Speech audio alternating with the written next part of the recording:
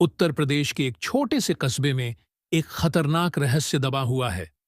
Inspector Vikram Rathore को एक ऐसी गुत्थी सुलझानी है जो जितनी साधारण लगती है उतनी ही उलझी हुई भी है।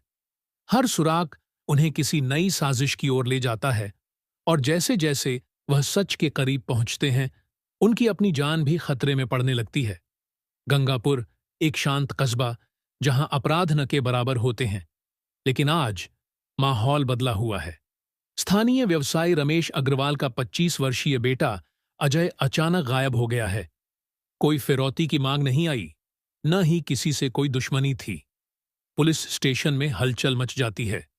इंस्पेक्टर विक्रम राठौड़, जो अपनी तेज बुद्धि और समझदारी के लिए जाने जाते हैं, इस केस की जिम्मेदारी लेते हैं। वह सबसे पहले अग्रवाल परिवार से मिलने जाते हैं। अजय का कमरा, उसकी आखिरी लोकेशन और परिवार की बातचीत कुछ अजीब लगती है। विक्रम अजय की गुमशुदगी के आखिरी 24 घंटों की जानकारी जुटाते हैं। अजय ने आखिरी कॉल रोहित नाम के दोस्त को की थी। उसका फोन शहर से 15 किलोमीटर दूर एक सुनसान सड़क पर आखिरी बार ट्रेस हुआ। उसके कुछ कपड़े और घड़ी नदी किनारे पाई गई। रोहित से पूछताछ करने पर वह घबराया हुआ लगता है। वह बताता है कि अजय एक लड़की से प्यार करता था, जिसका नाम साक्षी था, लेकिन वह लड़की अब कहीं नहीं दिख रही। इसी बीच विक्रम को एक गुमनाम खत मिलता है। अगर तुम सच्चाई के करीब आए तो अगला नंबर तुम्हारा होगा। अब यह मामला एक साधारण गुमशुदगी से बढ़कर कुछ और लगने लगता है। विक्रम साक्षी की तलाश में जुट जाते हैं। आखिरकार साक्षी एक पुराने गेस्ट हाउस में छिपी मिलती है। पूछताछ में वह बताती है कि अजय किसी बड़े राज्य को जान गया था और उसे जान से मारने की धमकियां मिल रही थीं। पर कौन सा राज्य? कौन अजय को मारना चाहता था? साक्षी बताती है कि अजय ने एक दिन उसे कहा था, अगर मुझे कुछ हो जाए तो मेरे लैपटॉप में सबूत छिपे हैं। अब विक्रम को अजय का लैपटॉप चाहिए, लेकिन यह पहले ही चोरी हो चुका है। विक्रम का संदेह रमेश अग्रवाल, अजय के पिता, पर भी जाता है। लेकिन फिर एक और शख्स सामने आता है, मंत्री सत्यवीर सिंह। विक्रम को पता चलता है कि अजय ने एक अवैध खनन घोटाले के बारे में जानकारी जुटाई थी, जिसमें मंत्री सत्यवीर सिंह और कई बड़े व्यापारी शामिल थे। अजय के पास इनकी पोल खोलने के सारे सबूत थे। क्या मंत्री ने अजय को मरवा दिया? क्या अजय अभी भी जिंदा है? विक्रम जब इस घोटाले की जांच आगे बढ़ाते हैं, तो उन पर भी जानलेवा हमला होता है। उनकी कार के ब्रेक फेल कर दिए जाते हैं, लेकिन वह बाल बाल बच जाते हैं। वह मंत्री के फार्म हाउस पर छापा मारते हैं, जहां अजय का एक गुप्त कमरा मिलता है। वहां उसे जिंदा पाया जाता है, लेकिन बुरी हालत में।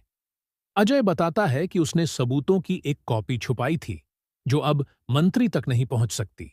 अजय के बताए हुए ठिकाने से वह सबूत मिल जाते हैं, जिससे मंत्री सत्यवीर सिंह को गिरफ्तार किया जाता है। कस्बे में शांति लौट आती है और अजय अपने परिवार के साथ फिर से मिल जाता है। विक्रम को उनकी बहादुरी के लिए सम्मानित किया जाता है। मंत्री सत्यवीर सिंह की गिरफ्तारी से पूरे शहर में हलचल मच गई।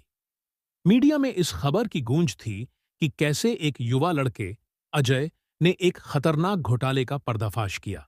लेकिन इंस्पेक्टर विक्रम को लग रहा था कि यह मामला यहीं खत्म नहीं हुआ। सत्यवीर सिंह के गिरफ्तार होते ही कुछ गवाह गायब होने लगे। अजय पर एक और हमला हुआ। क्या मंत्री के पीछे कोई और बड़ा खिलाड़ी था? विक्रम को एहसास हुआ कि साजिश की जड़ें अभी और गहरी हैं। रात के 2 बजे विक्रम के फोन पर एक अनजान नंबर से कॉल आया। आवाज सत्यवीर सिंह तो सिर्फ एक मोहरा था।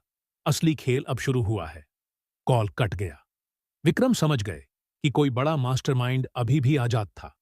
जिन लोगों ने मंत्री के खिलाफ गवाही दी थी, वे एक एक करके लापता होने लगे। पहला गवाह, रोहित, अजय का दोस्त, अचानक गायब हो गया। दूसरा गवाह, अजय के ऑफिस का अकाउंटेंट, लापता मिला।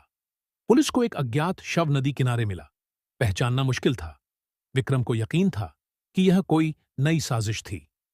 विक्रम ने जेल में बंद सत्यवीर सिंह से मिलने का फैसला किया।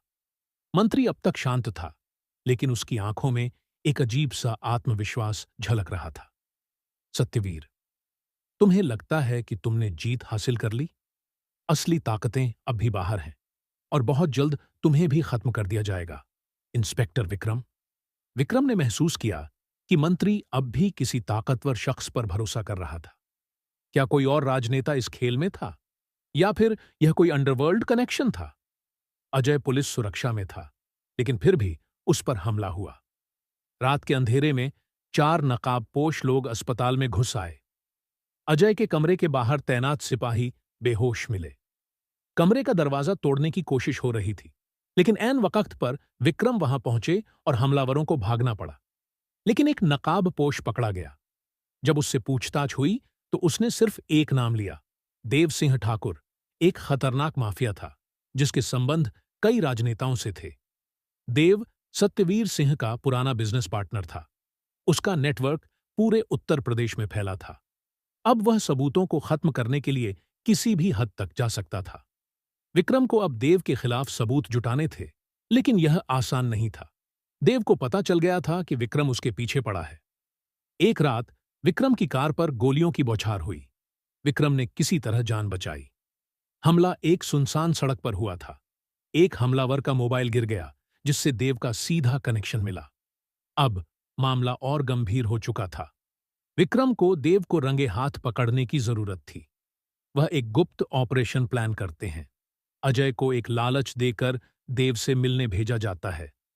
देव को लगता है कि अजय अब डर